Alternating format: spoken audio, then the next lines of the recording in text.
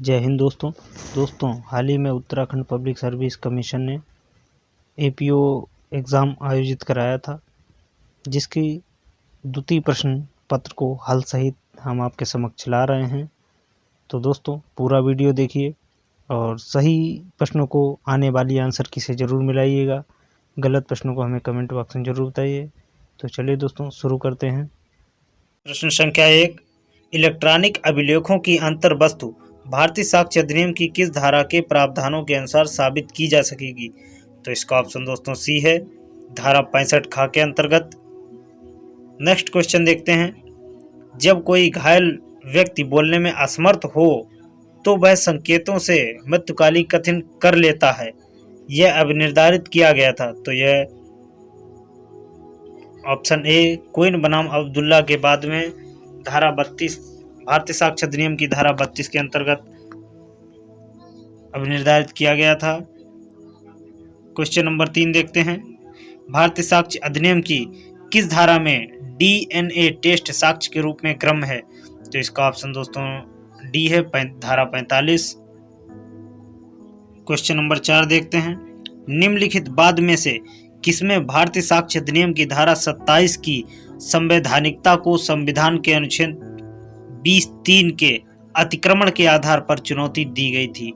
तो इसका ऑप्शन दोस्तों ए है, बॉम्बे राज्य बनाम काथी कालूमल के बाद में। नेक्स्ट क्वेश्चन देखते हैं।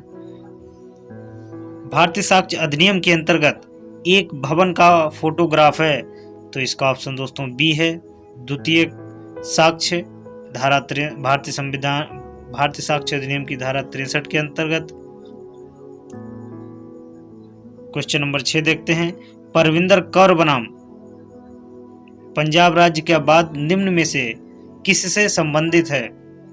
तो इसका ऑप्शन दोस्तों सी है, संस्वीकृत से संबंधित है। क्वेश्चन नंबर 7 देखते हैं। निम्न में से भारतीय साक्ष्य अधिनियम की कौन सी धारा द्वितीयक साक्ष्य की ग्राह्यता का प्रावधान करती है? तो इसका ऑप्शन दोस्तों सी है, धारा 63। नंबर 8, निम्न में से कौन सा लोक दस्तावेज नहीं है? तो इसका आंसर अभी दोस्तों हमें नहीं मिला है, हम इसको रेड कॉलम में कर देते हैं। जब आंसर की आएगी तभी हम इसको सही करेंगे। क्वेश्चन नंबर 9 देखते हैं। किस बात में यह निर्धारित हुआ था कि टेप रिकॉर्डेड बातचीत भारतीय साक्ष्य अधिनियम की धारा 6, 7 एवं 8 के अंतर्गत सुसंगत है? तो इसका ऑप्शन दोस्तों वी सही है, आर.एम. मलकानी बनाम महाराष्ट्र बाद 1973 में। नेक्स्ट क्वेश्चन देखते हैं। क्वेश्चन नंबर 10, स्टापेल विबंधन से संबंधित निम्नलिखित में से कौन सा अग्र निर्णय है? तो इसका ऑप्शन दोस्तों वी सही है, शरत चंद्र डे बनाम गोपाल चंद्र शाह 20 कलकत्ता 296 पीसी धारा 115 से संबंधित ये बात है साक्ष्य अधिनियम की। क्वेश्चन नंबर 11 देखते हैं दोस्तों। इलेक्ट्रॉनिक अभिलेखों तथा इलेक्ट्रॉनिक हस्ताक्षर के संबंध में उपधारणा का प्रावधान भारतीय साक्ष्य अधिनियम की किस धारा में दिया गया है? तो इसका ऑप्शन दोस्तों डी है, धारा 85 खा में दिया गया है। क्वेश्चन नंबर 12 देखते हैं। का पर रेल में बिना टिकट यात्रा करने का आरोप है, यह साबित करने का भार कि उसने टिकट खरीदा था किस पर है? तो इसका ऑप्शन दोस्तों ए सही है, टिकट साबित करने का भार जो है अभियुक्त पर है। तो भारतीय साक्ष्य अधिनियम की धारा जो है 106 खा। 13 नंबर क्वेश्चन देखते हैं। निम्न में से किस न्यायालय ने पाकला नारायण स्वामी बनाम इम्परर के बाद में निर्णय दिया था? तो इसका ऑप्शन दोस्तों बी है, प्रीवी काउंसिल ने। यह मृत्युकालिक कथन से संबंधित है, धारा 32। क्वेश्चन नंबर 14 देखते हैं। निम्नलिखित में से कौन सा तथ्य भारतीय साक्ष्य अधिनियम की धारा 14 में मन या शरीर की दशा या शारीरिक संवेदना का अस्तित्व दर्शाने के रूप में वर्णित नहीं है? तो इसका ऑप्शन दोस्तों हेतु है, धारा 14 में ज्ञान, सद्भावना, उपेक्षा ये सब आते हैं, जबकि हेतु नहीं आता है। क्वेश्चन नंबर 15 देखते हैं। एक विवाहित स्त्री को आत्महत्या के लिए उकसाने संबंधी उपधारणा भारतीय साक्ष्य अधिनियम की किस धारा में है? तो इसका ऑप्शन दोस्तों सी है, धारा 113 के का में। 16 नंबर क्वेश्चन देखते हैं, कौन सा साक्ष्य का एक प्रकार नहीं है? तो इसका ऑप्शन दोस्तों ए है, पढ़ी गई साक्ष्य। क्वेश्चन नंबर 17 देखते हैं, भारतीय साक्ष्य अधिनियम की किस धारा में स्मृति ताजा करने के अधिकार संबंधी प्रावधान प्रदत्त हैं? तो इसका ऑप्शन दोस्तों सी है, धारा 159 भारतीय साक्ष्य अधिनियम में। क्वेश्चन नंबर 18, जन्म तिथि के विषय में किस साक्ष्य का अधिक मूल्य है? तो इसका ऑप्शन दोस्तों अभी हम लोगों ने सर्च नहीं किया है, इसलिए इसको रेड कॉर्नर में डालते हैं। क्वेश्चन नंबर 19 देखते हैं, भारतीय साक्ष्य अधिनियम की निम्नलिखित में से कौन सी धारा आपराधिक मामलों से संबंधित नहीं है? तो इसका ऑप्शन दोस्तों ए है, धारा 23 जो कि सिविल मामलों से संबंधित है। क्वेश्चन नंबर 20 देखते हैं, दंड प्रक्रिया संहिता 1973 की किस धारा में शब्द लोक अभियोजक परिभाषित किया गया है? तो इसका ऑप्शन दोस्तों डी है, धारा 2 पा के अंतर्गत लोक अभियोजक शब्द को परिभाषित किया गया है। क्वेश्चन नंबर 21 देखते हैं, भारतीय साक्ष्य अधिनियम 1872 के अंतर्गत कौन सी संस्वीकृत ग्राम्य नहीं है? तो इसका ऑप्शन दोस्तों बी है, पुलिस अभिरक्षा में की हुई संस्वीकृति धारा भारतीय साक्ष्य अधिनियम की धारा 25 के अंतर्गत ग्राम्य नहीं है। क्वेश्चन नंबर 22 देखते हैं, निम्न में से भारतीय साक्ष्य अधिनियम की कौन सी धारा लोक दस्तावेज को परिभाषित करती है? तो इसका ऑप्शन दोस्तों धारा 74 है। क्वेश्चन नंबर 23 देखते हैं, दंड प्रक्रिया संहिता 1973 की निम्न धाराओं में से कौन सी धारा किसी पुरुष पुलिस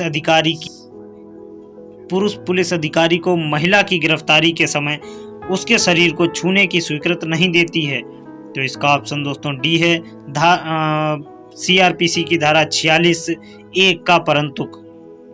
24 नंबर देखते हैं, दंड प्रक्रिया संहिता 1973 की किस धारा में गिरफ्तार किए गए व्यक्ति की पूछताछ के दौरान अपनी पसंद के अधिवक्ता से मिलने का अधिकार का प्रावधान करता है? तो इसका ऑप्शन दोस्तों ए है, धारा 41 के घ में।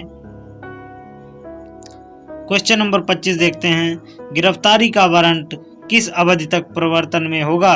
तो इसका ऑप्शन दोस्तों सी है,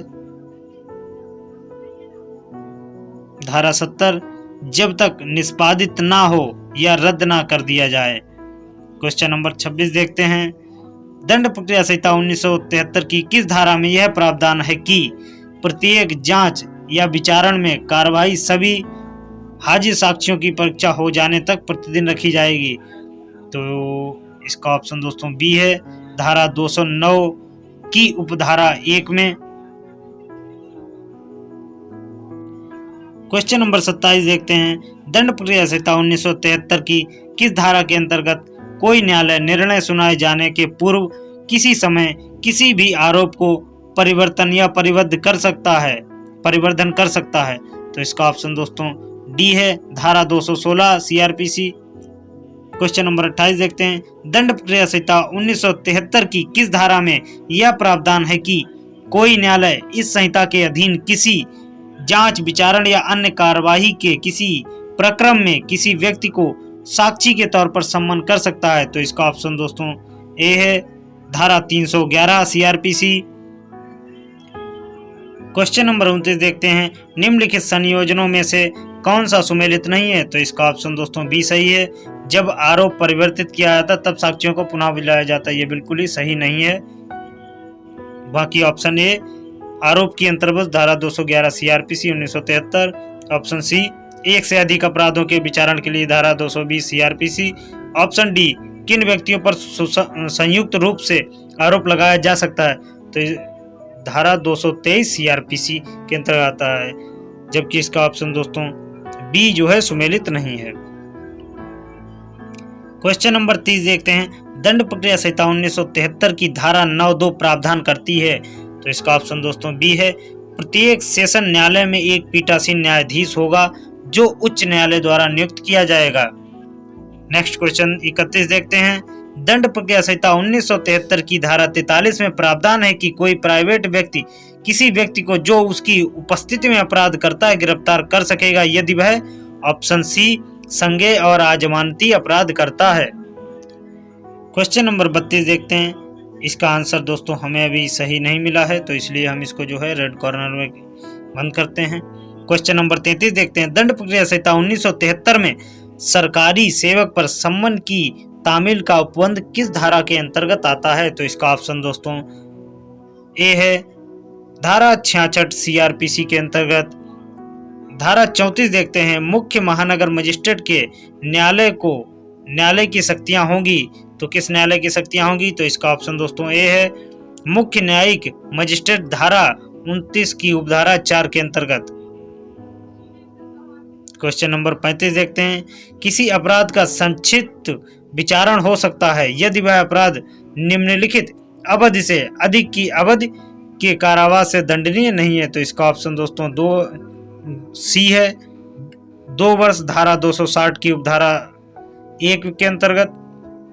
दंड प्रक्रिया संहिता की निम्नलिखित में से कौन सी धारा पीड़ित प्रतिकर स्कीम के लिए प्रावधान करती है? तो इसका ऑप्शन दोस्तों बी है धारा 357 का के अंतर्गत। धारा 37। क्वेश्चन नंबर 37 देखते हैं।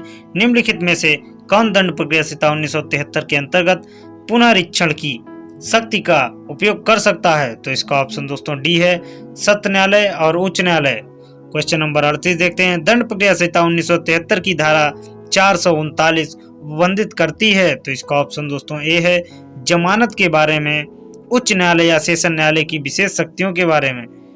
क्वेश्चन नंबर 39 देखते हैं।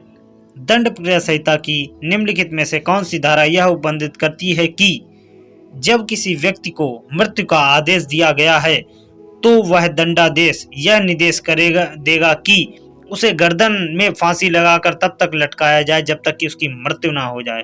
तो इसका ऑप्शन दोस्तों डी है धारा 354 की उपधारा 5 CRPC। क्वेश्चन नंबर 40 देखते हैं। दंड प्रक्रिया संहिता 1973 में माफी मांगने पर अपराधी का उन्मोचन का उपबंध है किस धारा के अंतर्गत? तो इसका ऑप्शन दोस्तों बी सही है धारा 348 के अंतर्गत। क्वेश्चन नंबर 41 देखते हैं। दंड प्रक्रिया संहिता 1973 की धारा 446 के अंतर्गत आदेश में अपील किए जाने के लिए निम्नलिखित में से कौन सा प्रावधान संबंधित है? तो इसका ऑप्शन दोस्तों सी सही है धारा 449 CRPC। क्वेश्चन नंबर 42 देखते हैं। न्यायिक मजिस्ट्रेट के संबंध में सामान्य नियंत्रण उपबंधित है? तो इसका ऑप्शन दोस्तों सी है दंड प्रक्रिया संहिता की धारा 15 के अंतर्गत। क्वेश्चन नंबर 43 देखते हैं। दंड प्रक्रिया संहिता 1973 की धारा 24 के अंतर्गत लोक अभियोजक प्रतिनिधित्व करता है? तो इसका ऑप्शन दोस्तों डी है राज्य का। तो दोस्तों हमारे द्वारा हल किया गया पेपर आपको कैसा लगा हमें कमेंट बॉक्स में ज़रूर बताएं। हमारे चैनल को सब्सक्राइब करें, वीडियो को लाइक करें, अच्छा लगे तो अपने दोस्तों को शेयर करें। मिलते हैं नेक्स्ट वीडियो में, तब तक के लिए जय हिंद, वंदे मातरम।